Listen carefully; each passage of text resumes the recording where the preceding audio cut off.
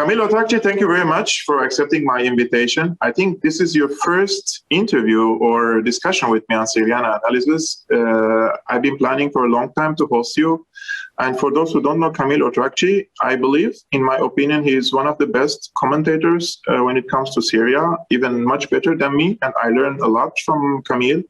And I will post his blogs and websites, guys, in the description below so that you can go and access to his very well-written academic and objective writings about Syria with statistics and charts and everything. Like even you can use it in your academic work if you want to.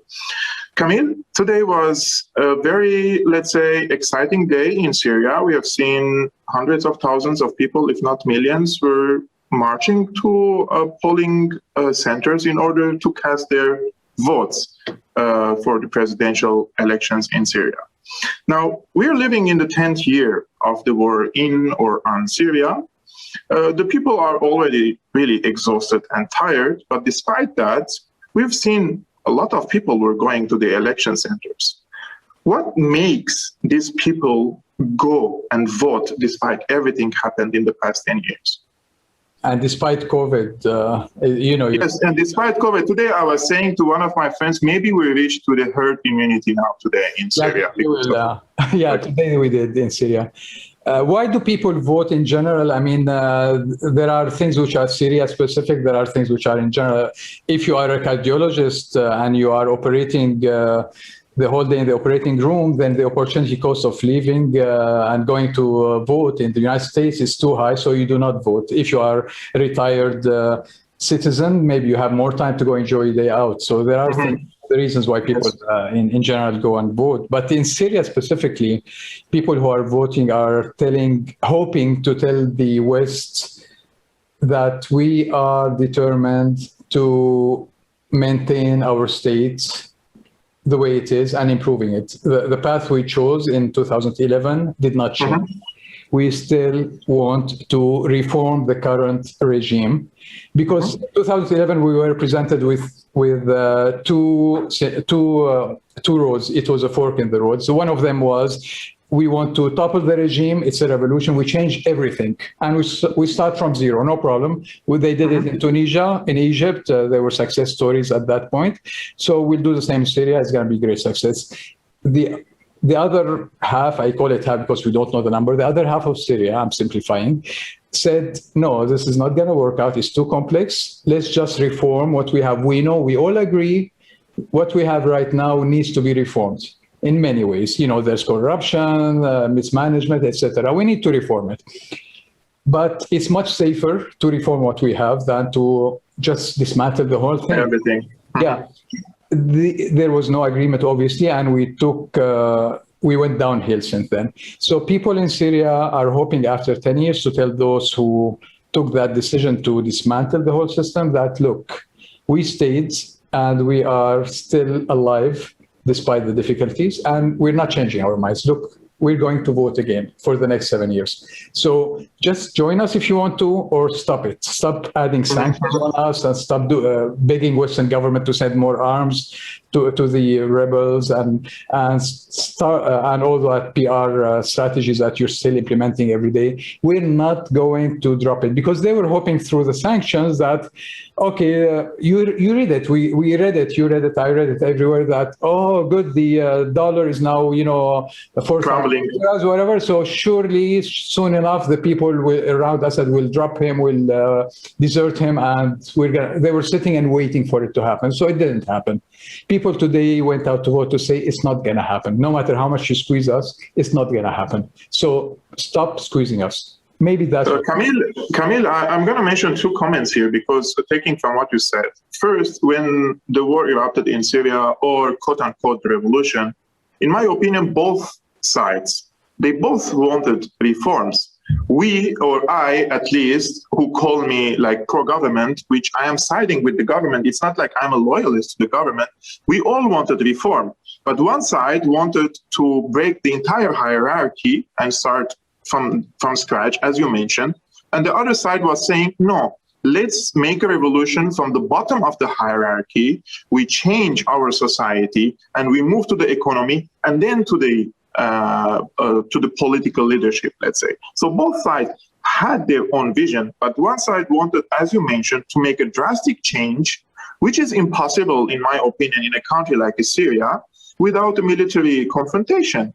And this is what we were warning in the past 10 years, although like 10 years ago, I was just 22, 23, but because we understood the dynamics in the region, we know how this conflict could develop into a deadly and bloody war. And I warned about it for a long time, but as I mentioned, they didn't listen. The second thing about the sanctions, so the United States and other Western countries who imposed the sanctions on Syria, they were betting that the people will rise against the government because the government is unable to secure the basic needs.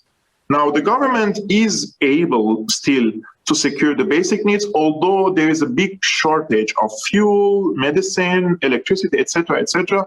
But the people are seeing in the government now, or the leadership or the regime, call it whatever you want, as the resort to save them from misery. So the policy of sanctioning the people is counterproductive.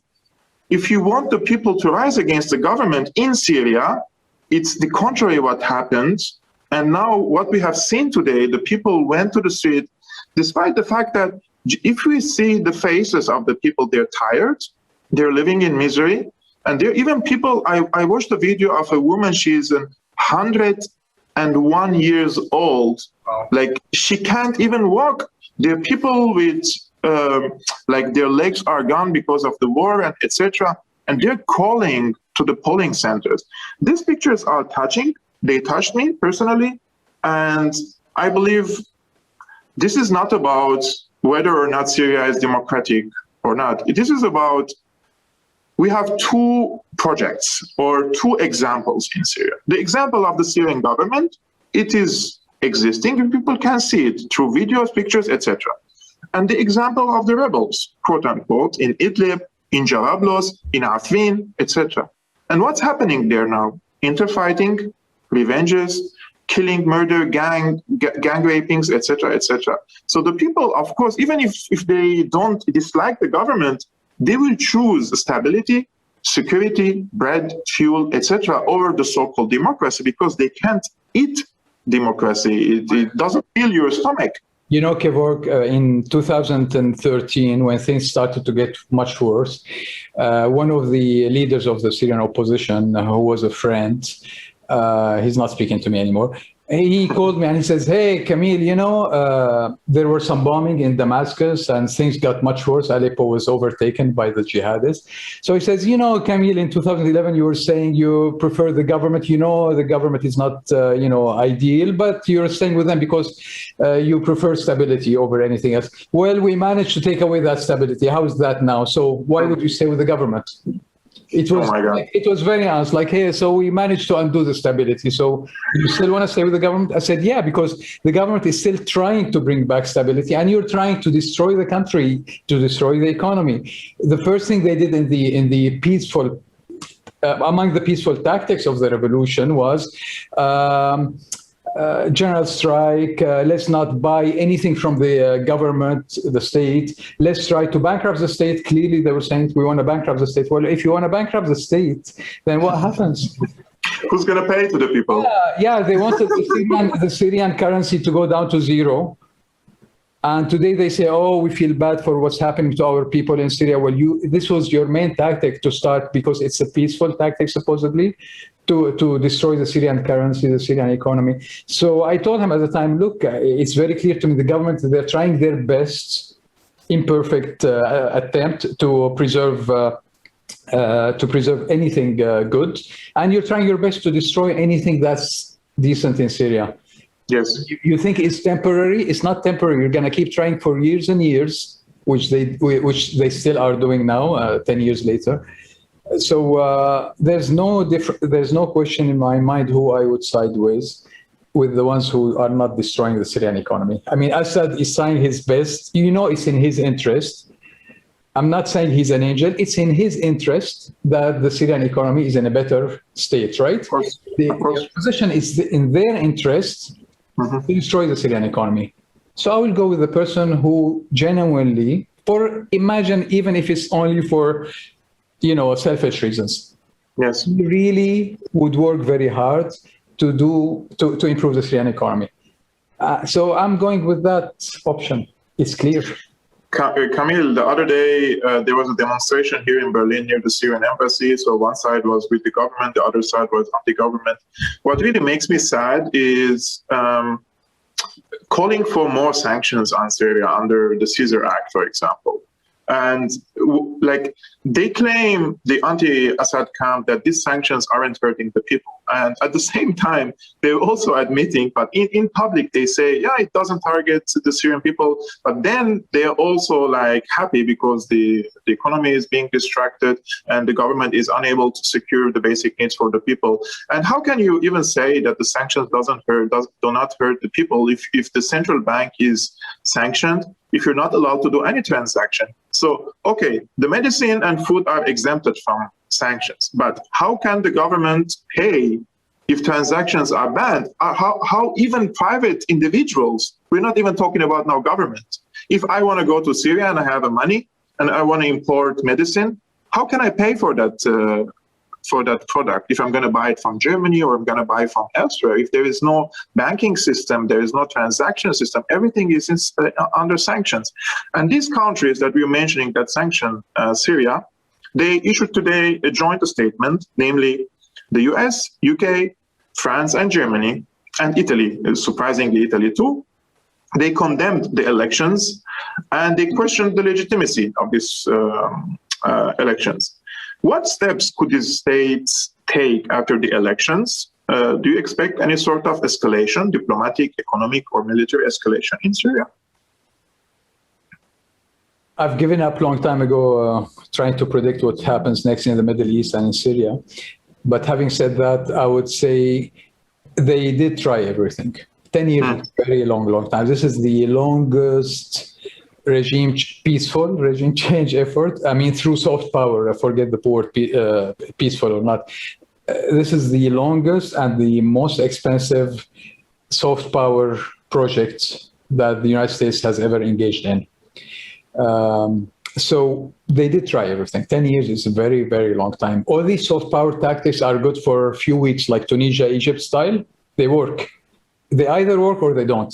In Libya, it didn't work. They had to bring troops. They had to come up with a UN resolution to bomb for 6 months.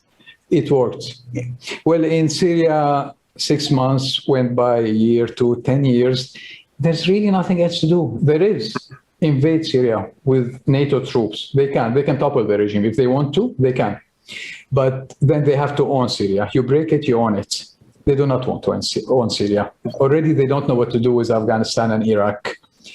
So, and they really want to focus on China. This is not just like theatrics. They really want to exit the Middle East. President Obama was telling his advisors, I heard that from common friends, from 2014-15, why do I have to have Syria on my desk every day? I'm interested in China. Why do I have to look at Syria's file every day on my desk? The fact is, it's not worth it for the United States to waste all its foreign policy expertise and energy on the Middle East and Syria. It's in their interest to wrap it up. They're not going to win anything. Russia is there to stay. Iran is there to stay. The regime is there to stay for now. They're not going to get anywhere. So would they escalate more? They could, but it's really not logical. What they can do is to maintain the same level of pressure. They call it pressure on the regime. So the way they justify it is that we're doing this so that the regime doesn't kill its own people, so that the regime knows that it has to negotiate and accept UN resolutions on how to end the conflict. We're just pressuring the regime. So they'll continue to pressure the regime because they are a one-trick pony. That's what they know. They don't know anything else. They don't know how to step back and say, we made a mistake. Let's now help bring the opposition and the pro-government Syrians together to engage in dialogue. Have you ever seen the United States do that? No. They don't know how to do it. It's something too foreign to them. There are very few American officials who still talk to me, and I would challenge them. I say, why don't you do this? Why don't you do that? It's positive. Try something positive for a change. And it's like, go away.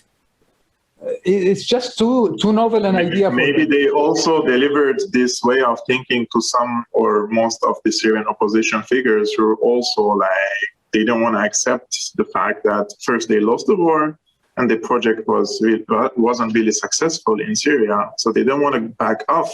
That's why you feel like they're more nervous now and more aggressive in their reactions, especially that a few Arab countries are now opening up with Syria again. And I want to link this issue with the United States because, in my opinion, I also agree with you that the United States has exhausted all her options in Syria. The direct military intervention to topple the Syrian government is out of the table, and all other options were exhausted.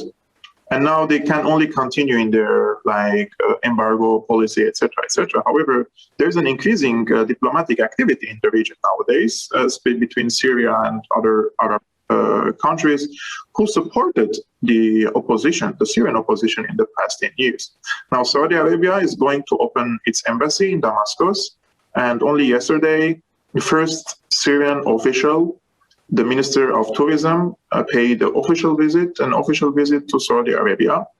The UAE has very good relations now with Syria. Oman, Bahrain, and others are also coming closer and closer to Syria. Egypt already has very good security and military ties with Damascus.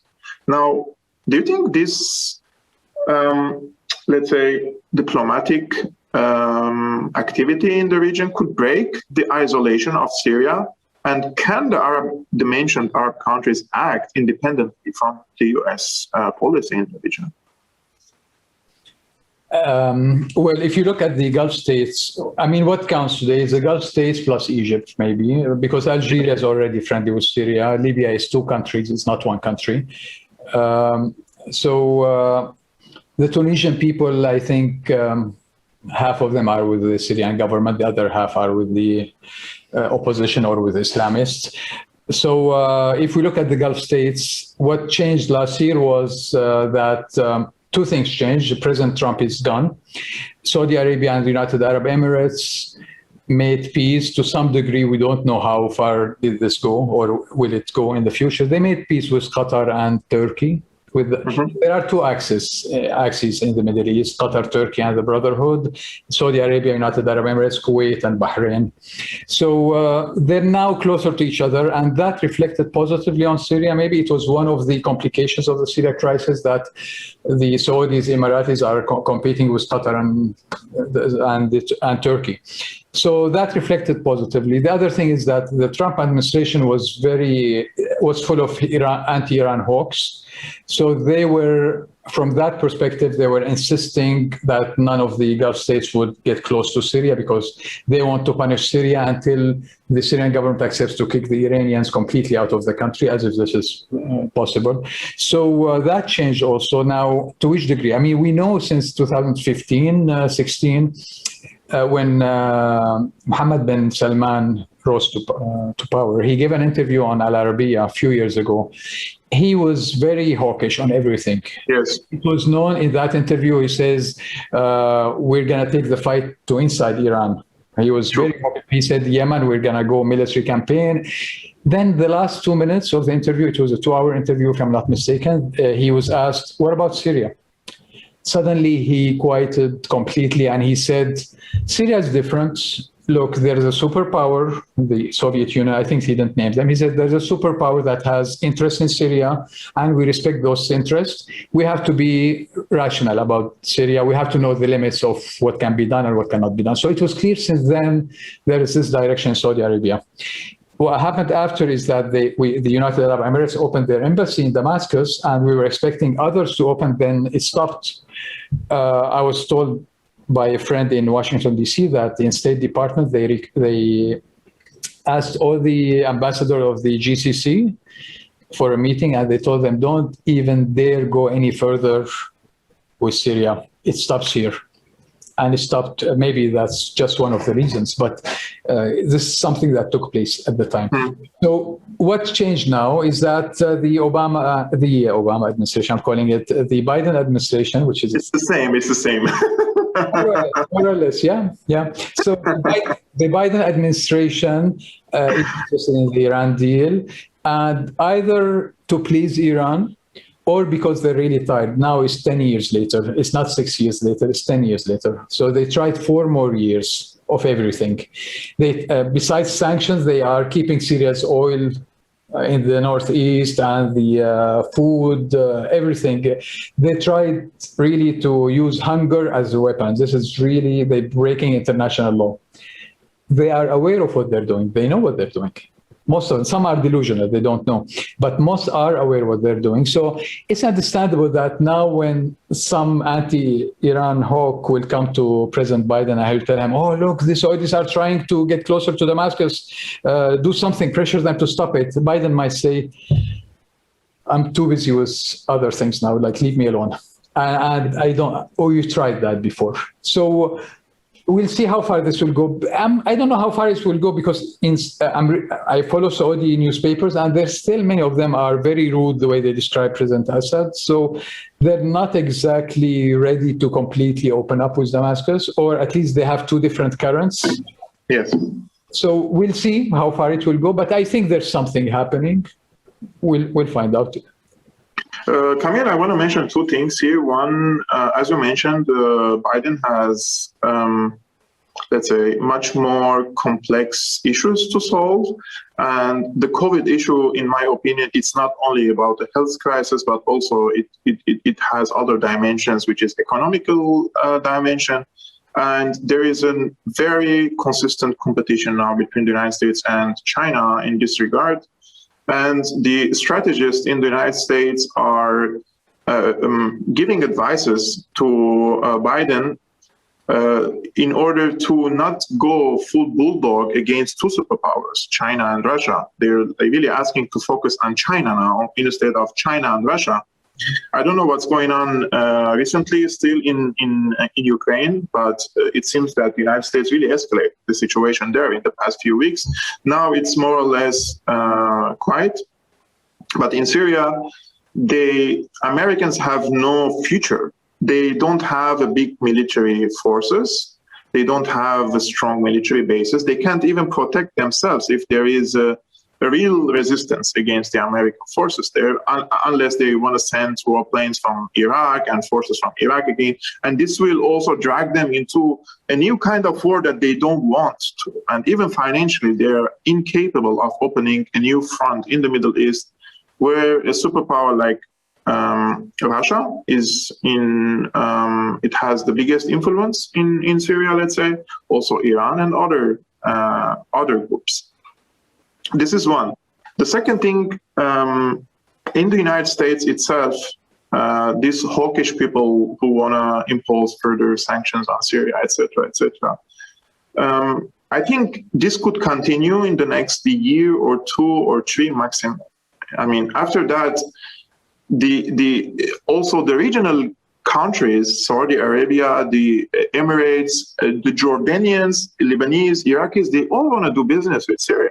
And the business is not like because it comes from Syria, but Syria is an important route for them to Turkey, and also from Turkey to Syria, and also from the Gulf to Turkey. So it's also in their interest now to improve their ties with Syria. But as for Saudi Arabia, I don't really follow the newspapers in Saudi Arabia, but I've been networking with activists on Twitter, Saudi activists, Emirati activists mainly. The Emirati activists are talking about the Muslim Brotherhood during the breakfast, and about the Muslim Brotherhood during the lunchtime, and on the Muslim Brotherhood during the tea break, and before sleeping also about they hate the Muslim Brotherhood with Egyptian activists too. Yes, it's really crazy how much they hate the Muslim Brotherhood, and they see in Syria fighting against the Muslim Brotherhood and Turkish expansionism, etc., etc. And they're talking very positively about Syria.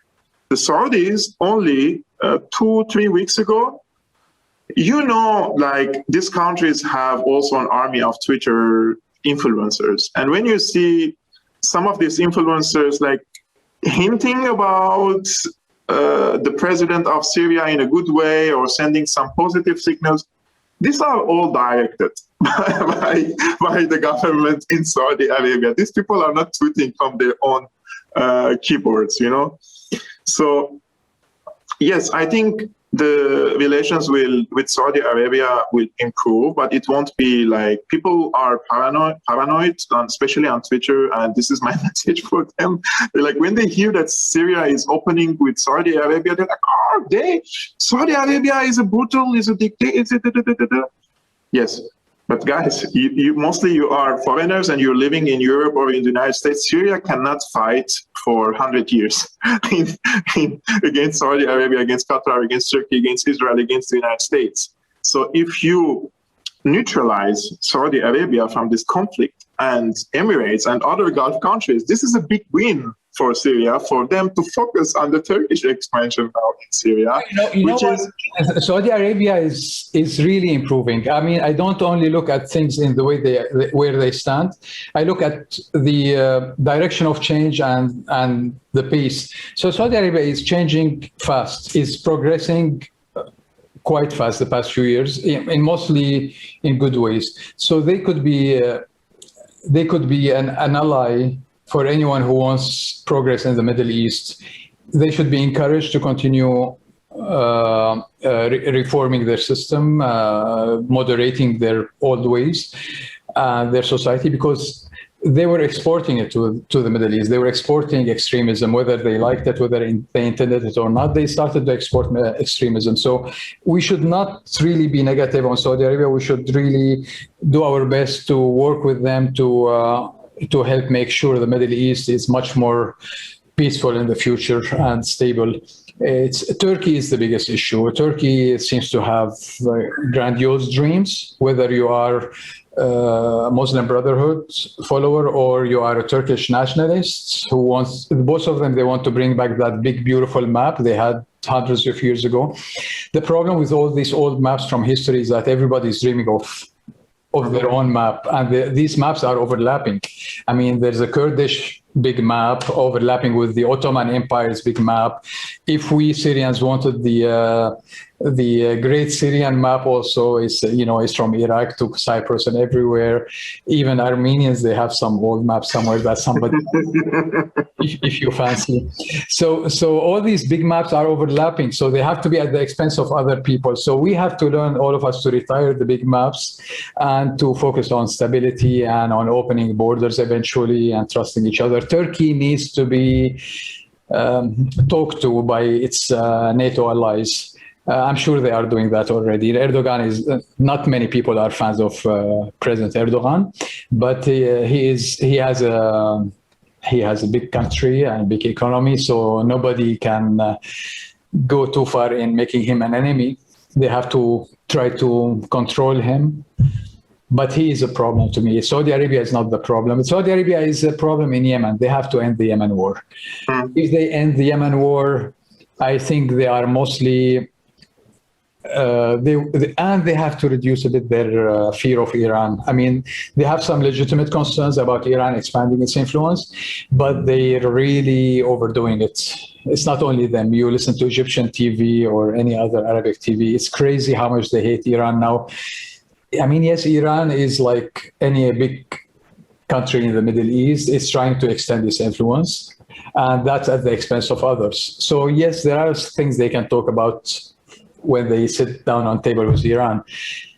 They have to calm down a bit. I go on some of the clubhouse Gulf rooms, and it's scary, the amount of fear they have and hate, fear / whatever you call it, toward Iran. This is very unhealthy. And Camille, this has came due to their miscalculations. How much was the influence of Iran in Iraq before the occupation of Iraq? How much was the Iranian influence in Yemen before the war on Yemen? And how much was the Iranian influence in Syria? So all these wars that Saudi Arabia played an instrumental role in launching these wars, they were counterproductive for the interests of Saudi Arabia. So sitting their asses on a chair and talking diplomacy is always, to Giorgio, is always better than war, right? And it seems that Saudi Arabia in the past 2 years has learned something. And even the last interview of Mohammed bin Salman, he talked positively about Iran and said he wants to open channels with them. I really hope that he does that. And for the people, they should know, people in Syria, they don't hate Saudis because they were born Saudis, or because of their policies for exporting their Wahhabism and exporting the terrorism that they did. If they stop that and they reform their society and their ideology, we don't have an hatred issue to anyone. We're just because we are damaged from this exporting their radical ideology. If they stop it, that's fine.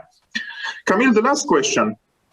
I think people want to hear your answer about this, because it's about the election and it's about the motto of President Assad in this election. I don't know if the English translation is right, but I did. Hope in working, or hope in work, which he means. Hope is work, I guess, or hope is work. Yes. Work is hope. Yeah. Yeah. In English, it doesn't make really. It doesn't give the real. It rhymes in Arabic and in English. Yes. Al-amal, al-amal. Hope is work. Amal, amal. It rhymes in. Yeah. So he's basically saying the hope for Syria comes from our work in Syria, from our agriculture, from our manufacturing, from our factories, from our reconstruction with our hands.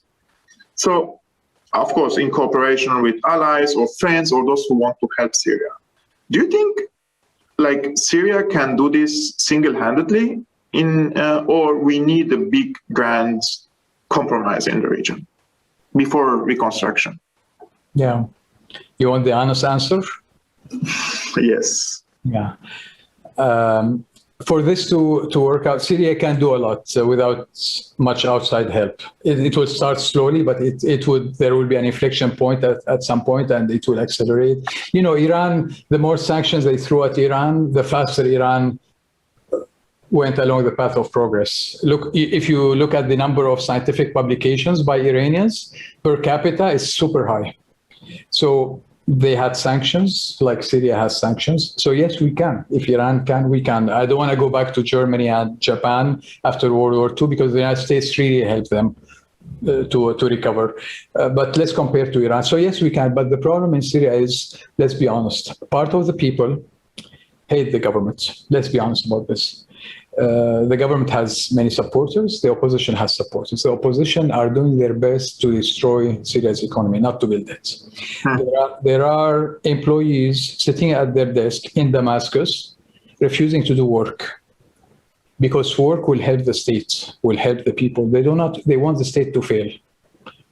We cannot really make it without finally achieving peace among us Syrians. People criticize me, why do I keep listening to opposition? Why do I pay attention to what they say, try to talk to them? There's no other way. It's really sad that a country is split that way, but we're waiting for opposition to understand the regime will not be toppled. We will not desert the regime, not because we love everything about the regime, but because the regime is much better than you. We're waiting for them really to come back to help build Syria. If they do not, Syria can still be built with the help of allies from outside. But by the way, the president's motto this election is really targeted to the people. It's saying it's a repetition of President Kennedy's ask not what your country can do for you, ask what you can do for your country. We do not want the people to sit there and say, oh, why isn't the government really helping us? There are things which the government needs to do, but there are many other things that the government cannot do alone. Everybody has to double and triple their productivity. If you're a farmer, you have to ask the government to help you double and triple your productivity. If you're a worker, you need to work more hours. There's no easy way out of this. We are in a deep hole. We have to be honest about where we are. Yes, we can, as President Obama used to say, but President Obama said, yes, we can, then he couldn't. Because the system... He didn't want to. I think he wanted. There were certain things that he wanted, he couldn't, and the other things he is part of the system. Yes, so yes, we can, but everybody has to do something.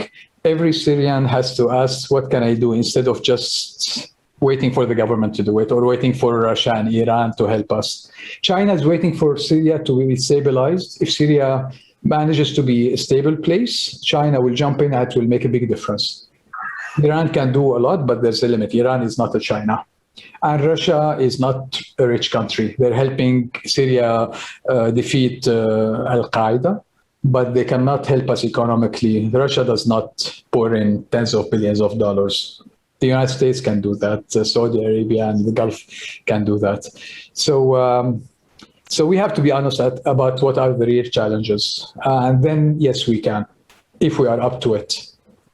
Camille, this is very important what you mentioned. The other day I also wrote on Facebook urging my friends or relatives, etc., who still live in Syria to learn new skills, for example. And if there are any Syrians watching today, the internet is an open source for learning new skills. I urge the people to study their environment and see what they really need to the market, the surrounding them, what the market needs, and to learn new skills, because there are a lot of skills that you can learn even from YouTube, like cooking professionally, let's say professional cooking, learning new recipes, etc., and becoming a cook. Why not? Learning how to fix cars, how to repair cars, how to repair factories. Everything is open source nowadays, and you don't need a certificate to become an expert on anything. The second thing is, and this is especially for the Syrians who left Syria to Western countries. You know, Western societies are more based on individualism than collectivism, comparing to our countries, which is more based on collectivism than individualism. And some Syrians who left Syria have also become more individualist in this regard. So I just think about myself and maximum about my father and mother. The rest, I don't care about them. And I think that's, of course, that's selfish. And really, if there are any people who are sending money to their parents in Syria, in my opinion, they should invest that money, not send them to spend that money. Send your father or mother, if you're sending, let's say, $200 per month, that's a big money in Syria nowadays. Invest quarter of it in any kind of business that your father or anyone, your brother or anyone can do in Syria. Just small steps, you know. So I think we can do it. I can agree with you on this. It's a really long path for us to reach to that stage where we say we did it. But the next 7 years will be very crucial for us as Syrians. It needs the ideas and the work of everyone on not only on virtual world, on social media, but also underground, if you're capable of doing. And hopefully in 7 years till the next elections, at least we have to restore at least half the strength of our economy in order to provide decent life to the people, because decent life also means that the people will become less angry, less depressed, and less ready to join to any, let's say, non-state actors trying to attract them to fight or to become in a gang groups, etc. Or to immigrate to the West, or yes, exactly. So economy is really important. So it's half the work, I think, it's on the Syrians. The government plays a role, but also the outside world should lift the sanctions as well. It's really deadly what they're doing. So we have to raise awareness about this. And this is what we're trying to do through social media. And guys, if you want to follow the work of Camille Otrakji, I will post first his Facebook. He posts a lot in English. I will post his websites that he posts in as a blog or his studies there. And you can follow his studies and read them carefully, because I think they are very important. Camille? Thank you very much for being my guest. So much. Thank you so much, cousin Kevork. He didn't mention that he's my cousin, so I expected him to mention it. So now, if anybody's still listening, now they know if I have a very little cleverness, it's thanks to you. I don't impressive, but we're cousins. Okay. Thanks. Thank you. We'll see you.